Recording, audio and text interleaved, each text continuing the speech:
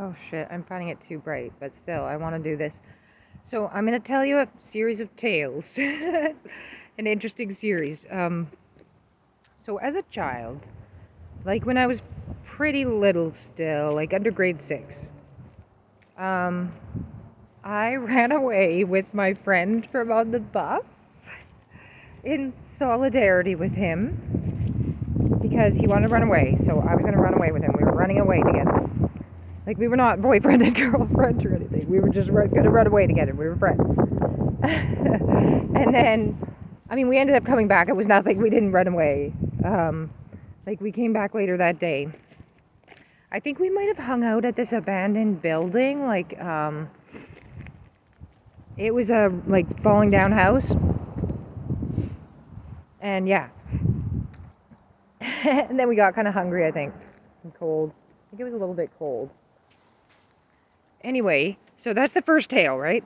So we came back home. I knew that people in my family would miss me. I came back home. So that was the first tale.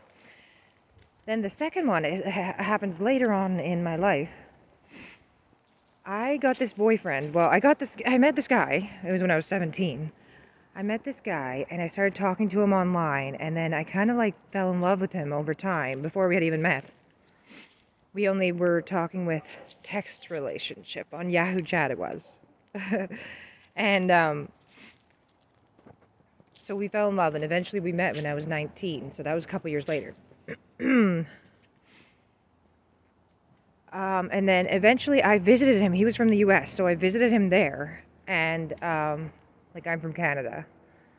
I visited him there, and I remember it was on the trampoline that he asked, like, we were jumping on the trampoline and stuff and having fun, and he asked me if I wanted to move in with him, and I was just like, yes, like, we should do it. I was so excited. It seemed like kind of irresponsible. It seemed like so kid-like that we were like jumping on the trampoline. We were having so much fun. And then he was like, you should move in with me. And I was just like, didn't even give it a thought, just like jumped right in, of course. It was so exciting. But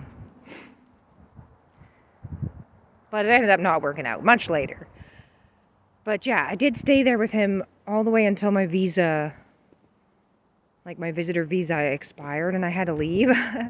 And then I left on a plane and had to get a job back in Canada again. But yeah, do you think of those stories as being similar? That's the end of the second tale. Do you think it was running away in a way similar? I was also, I guess I should add to the story that I had been, the second story, I had been going to university at this point.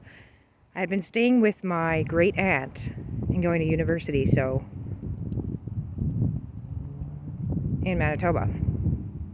So I left university while it was happening. Like, it was reading week. I left over reading week. It was in February.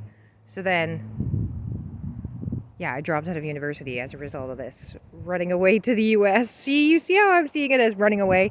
And then comparing it to this childhood tale of running away.